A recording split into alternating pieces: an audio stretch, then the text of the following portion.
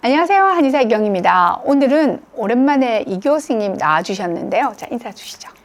안녕하세요. CS 한방병원 주임치료사 이교입니다.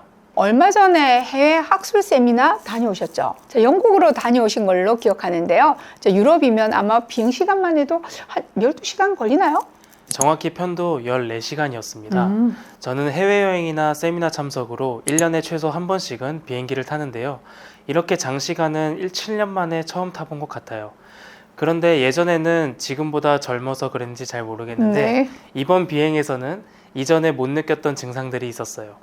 비행 중 다리가 꽤 불편하기도 했는데 그거야 좁은 좌석에서 장시간 앉아서 그랬겠거니 했지만 문제는 비행을 마친 뒤에 발견했습니다. 종아리와 발이 땡땡 부어서 기존에 신던 신발을 신기가 어려웠고 발을 디딜 때 붓기로 인해서 저릿저릿한 느낌이 들었습니다. 우리가 흔히 말하는 이코노미 클래스 증후군, 이걸 말하는 것 같아요.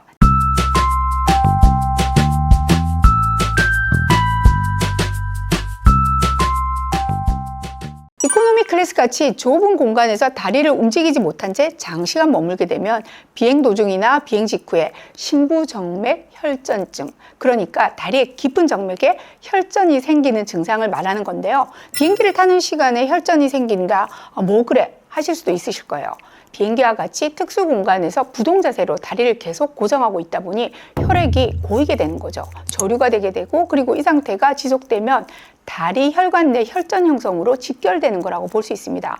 사실 이코노미 클래스 증후군이라고 해서 이코노미 클래스에서만 국한되는 것은 절대 아닙니다. 비교적 넓은 공간에 있다고 하더라도 결국은 같은 환경에 처해 있다고 볼 수 있는 건데요.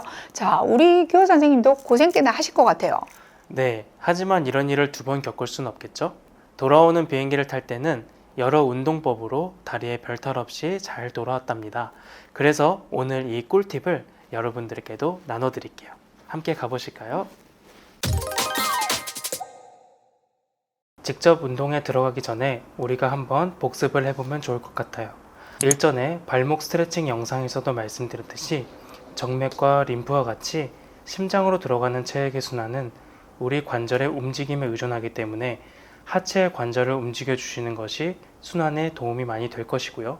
평소에 다리가 잘 붓는다고 하신다면 압박 스타킹을 착용하시거나 다리를 받쳐서 올려줄 수 있는 쿠션 같은 것도 활용하면 좋을 것 같습니다. 또한 유미조 림프절 펌프 영상에서도 말씀드렸듯이 하체뿐만 아니라 척추의 가벼운 움직임 또한 하체의 순환에 기여하는 바가 있기 때문에 함께 운동을 해주면 좋을 것 같아서 하체 운동과 척추 운동으로 구성해서 준비해봤습니다. 운동은 두 가지, 즉 비행기를 타기 전 예방 운동과 비행 중 할 수 있는 가벼운 운동으로 구성해봤습니다. 비행 전 예방 운동 4가지를 먼저 시행해 보겠습니다. 혈액순환에 굉장히 중요한 종아리를 먼저 스트레칭 해 보겠습니다. 이와 같이 긴 수건을 활용해서 발바닥에 수건을 걸어 주시고요. 그 상태에서 무릎을 편 채로 발목을 당겨줍니다. 그리고 천천히 펴주십니다.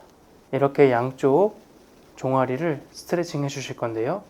10초씩 10세트 진행해 주시면 되겠습니다. 두 번째 운동은 장요근 스트레칭입니다. 비행기에 장시간 앉아있기 때문에 허리부터 고관절까지 연결되는 장요근이 짧아지게 되는 경우가 있거든요. 그래서 장요근 스트레칭을 먼저 해주시면 혈액순환에 도움이 될 수 있습니다. 오른쪽 장요근을 스트레칭할 때 허리를 핀 상태로 천천히 앞으로 밀어줍니다. 최대한 스트레칭을 해주시고 천천히 돌아옵니다. 한번 이렇게 양쪽으로 장요근을 스트레칭 할 예정이고요. 10초씩 5세트로 충분히 이완해 주시면 좋겠습니다. 네, 이번에는 종아리 근력 강화 운동을 배워보겠습니다. 처음에는 뒤꿈치를 들어줌으로써 종아리를 수축했다가 천천히 내려주는 운동인데요. 두 발로 종아리를 들어주고 이때 포인트는 천천히 내려가는 것입니다. 다시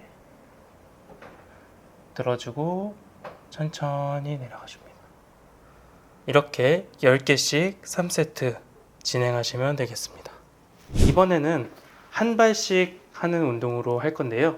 올라갈 때는 두 발로 올라가고 내려갈 때는 한 발로 내려갈 것입니다. 균형을 잡기 위해서 한 손이나 두 손으로 벽을 잡아주시고요.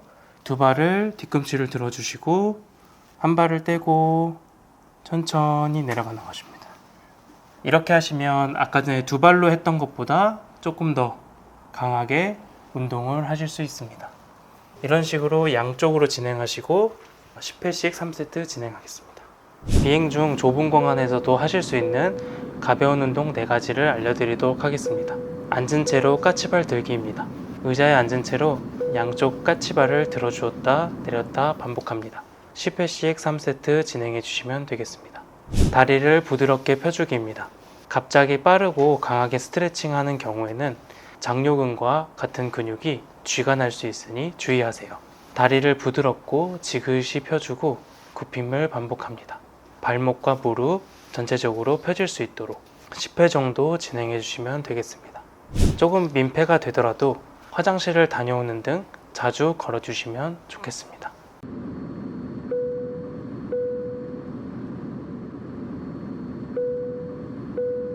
옆 사람에게 피해가 가지가 않게 양손을 가슴에 모아주시고 허리를 양쪽으로 가볍게 돌려주시고 목 또한 가볍게 돌려주시면 됩니다. 왕복으로 10회 정도 하시면 되겠습니다.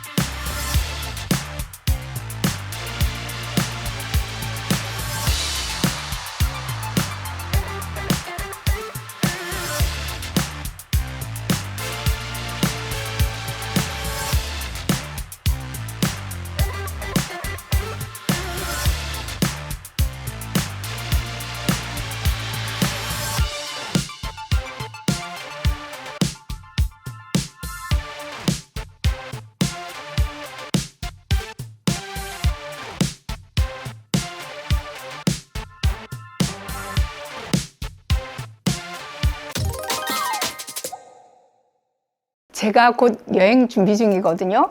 긴 비행이 벌써부터 걱정이었는데 오늘 마침 기호 선생님 덕분에 걱정 끝! 덧붙여서 이코노미 클래스 증후군을 유발하는 다른 위험 요인들도 있다는 거 기억하시고요. 바로 낮은 기압과 습도인데요. 평소 우리가 생활하는 공간보다 높은 고도를 비행기는 떠 있죠. 그리고 상대적으로 낮은 비행기 내 기압 상태. 여기 또 하나 있습니다. 기내 안은 습도가 부족해서 탈수 현상을 일으키기가 쉽다 보니까 혈전도 더 잘 생기는 거죠.